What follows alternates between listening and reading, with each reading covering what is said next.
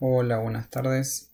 Bueno, como les había dicho, iba a armar unos videos sobre pinturas industriales y lo que vamos a ver en esta parte va a comprender básicamente las resinas alquídicas y por el otro lado pinturas laca a base de pintura acrílica y por el otro lado nitrocelulósica.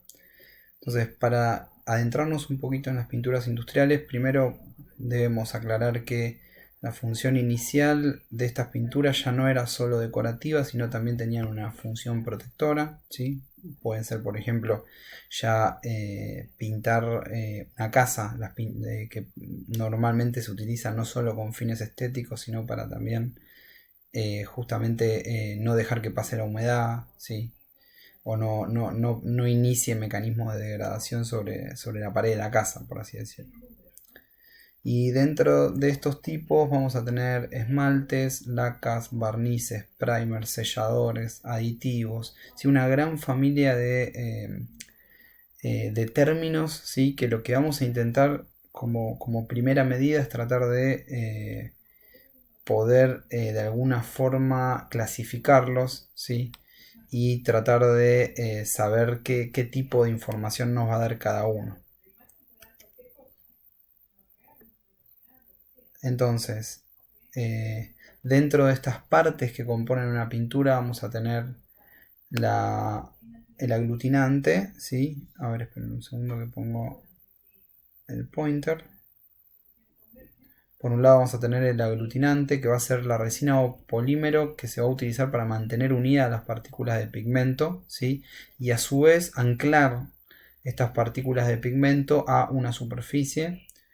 Por el otro lado vamos a tener el pigmento, que van a ser las partículas que no se van a disolver en el aglutinante o en el vehículo, con el fin de dar color a la capa pictórica.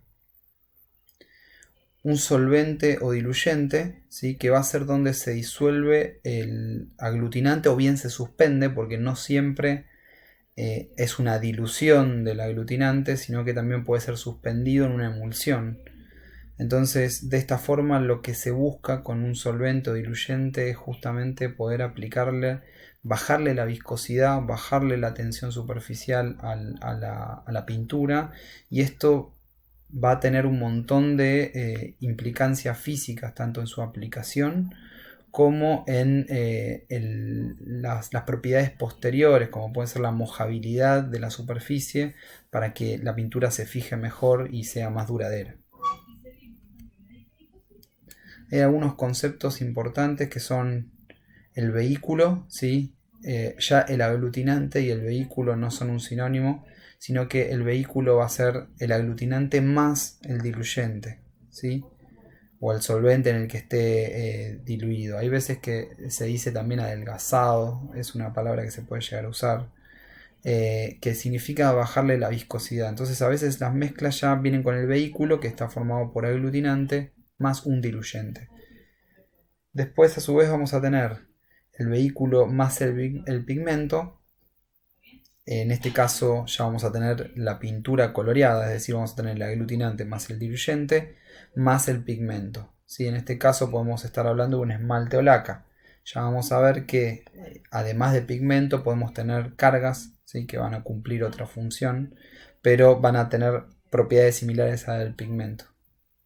Y por último aclarar que en la literatura se ha encontrado mucho que cuando se le adiciona o se le adiciona barniz o se tiene barniz solo, se piensa al barniz como la capa protectora que se aplica normalmente en las obras, y no es eso, sino que en la jerga significa que estamos hablando del vehículo, es decir, del aglutinante más el diluyente, ¿sí? Esto es importante porque muchas veces se dice que se rebajan pinturas con barniz o que cierta pintura era óleo y barniz, ¿sí? Cuando estamos hablando de el barniz vamos a estar hablando del aglutinante diluido. Más o menos para tener en la cabeza cómo se compone una pintura industrial, podemos ver que tenemos por un lado la parte de pigmento, que va a estar delimitada por el pigmento coloreado, y por el otro lado el extender, ¿sí? O el filler, que lo que implica es, van a ser partículas que no van a estar disueltas en el vehículo, ¿sí? Pero a su vez no tienen un color determinado y no van a definir el color de la pintura. Entonces lo que hacen es justamente hacer una carga, por lo que le va a dar más volumen y va a permitir economizar la cantidad de pigmento a utilizar. Entonces va a bajar el precio de producción de la pintura, ¿sí? Además puede llegar a tener otro tipo de propiedades como endurecimiento final de la pintura, entre otros, ¿sí? Pero principalmente es abaratar los costos. Y por el otro lado el barniz o el vehículo, ¿sí? Vamos a tener por un lado la sustancia formadora del film, que van a ser el polímero reactivo, ¿sí? Y plastificante, el agente plastificante, es decir, todo lo que va a terminar formando la película. Es decir, si estamos hablando, por ejemplo, de pintura acrílica, será el acrílico, el film former, y si estamos hablando de pintura al óleo, el film former será el óleo, por ejemplo.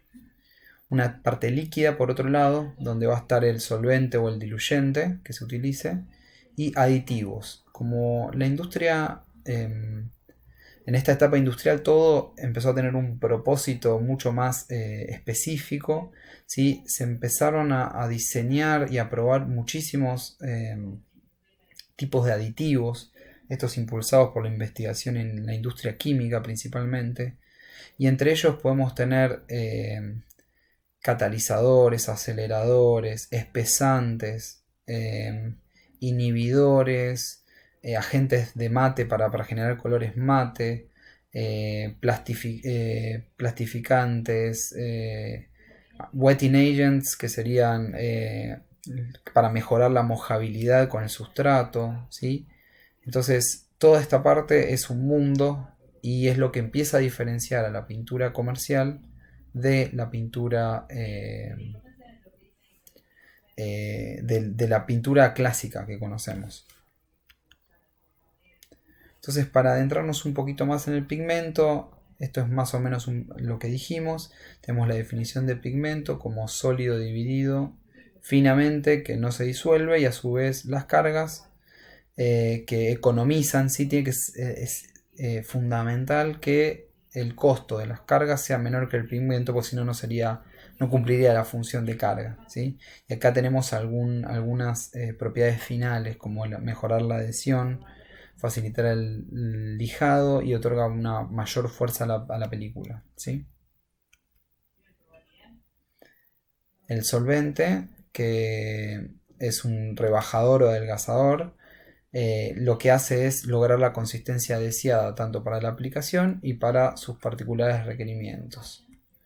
Los aditivos, más o menos lo que estuvimos definiendo, son distintas sustancias que sirven para mejorar las características finales de la pintura. Entonces, ¿cómo es el proceso de secado? Bueno, si nosotros tomamos una superficie, ¿sí? Esta en la situación A es la superficie el sustrato donde queremos que se fije la pared. Fíjense que tenemos cierta porosidad. Entonces, una vez que nosotros aplicamos esa pintura, la pintura debería penetrar en el poro. Entonces, para pasar de A a B, se tienen que dar ciertas condiciones. La condición más importante es que la tensión superficial de la pintura, ¿sí? no sea mayor que la tensión superficial del sustrato. Entonces, para ello nosotros tenemos que bajarle de alguna forma, ya sea con solventes, ¿sí? o modificar directamente con aditivos la tensión superficial para que la pintura pueda penetrar dentro de los poros del sustrato. Esto va a ser una relación además de la polaridad del sustrato con la polaridad de la pintura. Es decir, tienen que tener polaridades similares, perdón, para que la pintura pueda mojar también la superficie de los poros del sustrato y después se adhiera, ¿sí? Durante el proceso de secado vemos que una vez que penetró, ¿sí? Ya vamos a ver qué tipos de secado hay, la pintura va a quedar anclada al sustrato. Por lo tanto, el proceso de mojabilidad, que incluye la tensión superficial relativa y la polaridad relativa entre la pintura y el sustrato, es muy importante. Cosas o propiedades a las cuales le tenemos que prestar atención son la dureza, la resistencia, la durabilidad y la flexibilidad. ¿Sí? Normalmente la dureza está asociada con durabilidad, pero la dureza también puede estar asociada con fragilidad. Entonces, normalmente se le agregan aditivos para aumentar la flexibilidad de la película y así incrementar la durabilidad, que está relacionada a cuánto puede durar sin deteriorarse una capa de pintura. Dentro de los procesos de secado, ¿sí? Podemos discernir dos grandes grupos. Uno es sin reacción química y otro es con reacción química. Y a su vez, con reacción química vamos a tener con presencia de oxígeno o donde el oxígeno produce el secado. Y por el otro lado, los componentes, una reacción química con los componentes de pintura entre sí. Dentro de los de sin reacción química, el mecanismo para que haya un secado sin reacción se basa en la evaporación de un solvente. Entonces, la pintura que yo voy a tener para secar va a ser un pigmento, ¿sí? Que va a estar disperso en un vehículo y este vehículo va a evaporarse. Una vez que se evapora todo el solvente, queda el aglutinante junto con el pigmento y eso es lo que va a empezar a generar la formación de la capa. Mientras que con reacción química, el reactivo más abundante que tenemos en contacto con una pintura es el oxígeno. Entonces generar procesos de secado que involucren el oxígeno es muy práctico. Y esto conlleva que nosotros cuando apliquemos la pintura, la capa de pintura, el oxígeno va a empezar a generar las reticulaciones de este material. Entonces, a medida que el oxígeno ingrese y difunda dentro de la capa pictórica, el proceso de secado va a ir avanzando, ¿sí? Este proceso suele ser lento porque va desde la superficie hacia adentro, entonces va a depender de varias condiciones, como pueden ser el espesor de la capa pictórica, la viscosidad de la pintura, ¿sí? Entre otros. Y por el otro lado podemos tener por mezcla de pinturas donde podemos tener dos latas de pintura que se mezclan justo antes de ser aplicadas y la reacción química va transcurriendo, ¿sí? Esto puede ser también, en el caso de que sean inertes, puede ser que se activen por medio de algún iniciador químico que se le agrega a la pintura o por radiación de alguna longitud de onda, como un curado con luz ultravioleta. Y con esto terminamos y en el video que viene vamos a ver un poco más de lacas acrílicas y nitrocelulósicas.